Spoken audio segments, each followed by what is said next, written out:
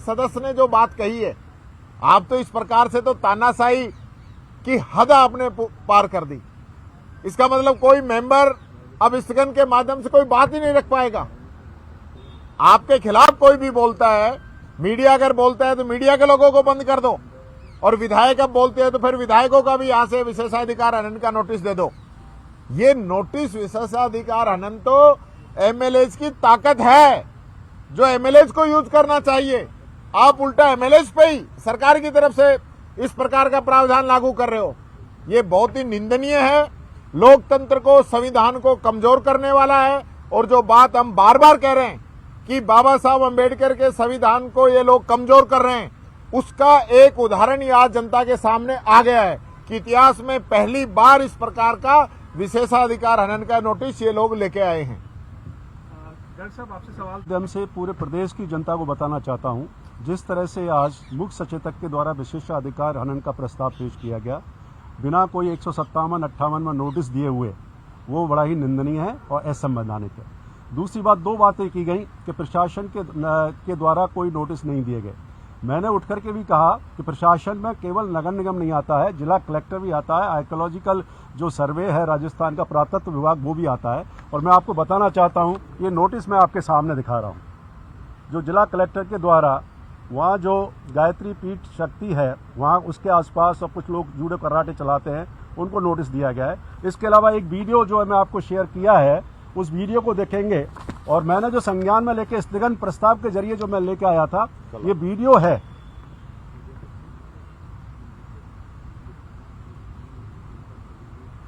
रेतीली दीवार जो आपको अभी 2 दिन पहले एक पुरातत्व ये वीडियो है जो वहाँ के लोकल पत्रकार के द्वारा चलाई गई थी, उसके आधार पर मैंने संज्ञान लिया। जनप्रतिनिधि होने के नाते मेरा दायित्व बनता है। वहाँ 2 कॉलोनी है, एक आरडी गर्ल्स कॉलेज के गायत्री शक्ति पीठी के पीछे है और एक मेन बिहारी जी मंदिर के सामने है। तो ये दूसरी कॉलोनी के निवासी हैं जो खुद बयान दे रहे हैं। पूरे जीवन की कमाई, जो इंसान पूरे जीवन की कमाई से एक बार जो है अपना घर बनाता है, आशियाना बनाता है, वो इन लोगों ने यहाँ। तो मैं तो आपके माध्यम से कहना चाहता हूँ जानते हैं इनसे क्या पूरा मामला है कि भाई कोई भी चीज है, हमारा ये संवैधानिक दायित्व है कि हम चीजों को उठाएं, सरकार जांच कराए, सरकार जांच करा के। और आज माननीय अध्यक्ष महोदय ने जो किया है, एक तरफा जो कार्रवाई की है, मैं उसकी निंदा करता हूं। कोई बात थी तो मुझको नोटिस दिया जाता, पहले जांच एक कमेटी बनाते कि वास्तव में विशेषाधिकार हनन, वो भी उल्टा। हमेशा जो संबंधित विधायक लाता है विशेषाधिकार हनन का नोटिस। ये पहली बार देखने को मिल रहा है कि सरकारी जो मुख्य सचेतक हैं वो विशेषाधिकार लाएं। तो विशेषाधिकार हनन तो एमएलए का होता है, सरकार का विशेषाधिकार हनन कहां से हो गया?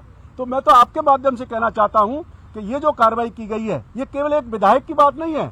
200 विधायक, चाहे वो सत्ता पक्ष के हैं चाहे वो विपक्ष के हैं, अगर इन बातों को उठा नहीं सकते हैं, सरकार की ड्यूटी बनती है उनकी जांच कराए, बातें तो बता दें कि भाई गलत तथ्य है, ये बिल्कुल ऐसा नहीं है। तो इसमें कहा विशेषाधिकार हनन का मामला कहां बनता है? और मैं तो दूसरा बात, एक माननीय विधायक ने एक बात उठाई थी वहां जो है कि तो उसको साबित करें। मैं उनके खिलाफ विशेषाधिकार हनन का प्रस्ताव लाऊंगा, जो उन्होंने कहा कि या तो वो प्रूव करें, नहीं तो हम जो है उनके खिलाफ विशेषाधिकार हनन का प्रस्ताव लेके आएंगे। पूरा घटनाक्रम है क्या वास्तव में? देखिए, लोहागढ़ फोर्ट के अंदर है, आप देखिए कि वहाँ सरकारी भवन भी चलते हैं, सरकारी ऑफिसेज चलते हैं, कॉलोनियां भी बनी हुई हैं। ये इशू मुद्दा हो सकता है कि वो कॉलोनियां किस रूप में बनी, किसने काटी, क्या है, ये मैं तो था नहीं जब जनप्रतिनिधि, मैं तो 2018 में आया हूँ, उससे कॉलोनियां दोनों पहले बन चुकी हैं। तो ये कई बार आरोप लगाते हैं कि आप भू माफिया में से मिल गए, तो भाई मेरा तो जो अवतरण ही 2018 में हुआ है विधायक के रूप में, ये कॉलोनी तो 30 वर्ष, 32 वर्ष, 25 वर्ष पहले की है। और दूसरा इशू क्या है कि कुछ एक जमीन है वहां जो उसके ऊपर शायद मुझे लगता है ये कुछ है, तो उसका जब तथ्य आएंगे मालूम पड़ जाएगा कि करीब 26-27 हजार वर्ग मीटर जमीन है, उसको ऊपर कुछ लोगों की जो है वो है, और जिसमें वो ऑलरेडी न्यायालय के अधीन विचाराधीन है, स्टे है। आर्कियोलॉजी सर्वे पुरातत्व विभाग ने वो जमीन कलेक्टर ने एक ही दिन में जो है पुरातत्व विभाग के नाम कर दी। ऐसे कई मुद्दे हैं जो आ जाएंगे। तो मैं समझता हूँ पता नहीं क्यों ऐसी कार्रवाई आनन फानन में की गई है। और ये जहां तक विशेषाधिकार का हनन का प्रस्ताव है, मैं इससे कभी नहीं डरता हूं। मैं सामने प्रस्तुत कर दिए हैं और वहां के स्थानीय लोग भी जब वीडियो के माध्यम से ये कह रहे हैं कि हम जो है बड़े चिंतित हैं, और आपने भी सुना है अभी वीडियो, और इसको मैं कॉपी भी शेयर कर दूंगा। तो ये मेरी ड्यूटी बनती है, मैंने विधायक के रूप में अपने संवैधानिक कर्तव्यों का निर्वहन किया है। इसके लिए अगर कोई बलि होगी तो उसके लिए सुभाष गर्ग तैयार।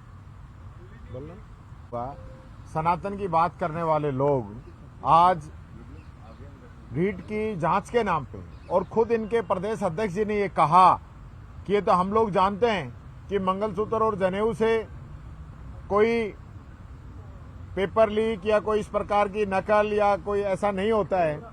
तो ये लोग, ये इन चीजों का इनके कोई फर्क पड़ने वाला नहीं है। ये एक धर्म विशेष की हम बात करें, बार बार ये लोग जिस प्रकार की बातें करते हैं, या लोगों की आस्था और श्रद्धा की बात करें। और यही नहीं, अभी मैंने देखा एक बच्ची की नाक के अंदर जो बाली थी, लौंग थी, उस लौंग के ऊपर टेप चिपका दी। आप किस प्रकार का उसके साथ व्यवहार कर रहे हो, किस प्रकार का व्यवहार कर रहे हो, क्या क्या परेशानियां इस रीट के अंदर रही हैं। बच्चों के ऊपर कोई व्यवस्था नहीं। हमारे समय में पेपर हुआ, रीटोत्सव मना था, और यहां। और इसी के साथ इस बुलेटिन में फिलहाल के लिए मेरे साथ बस इतना ही। आप देखते रहें जन टीवी। नमस्कार।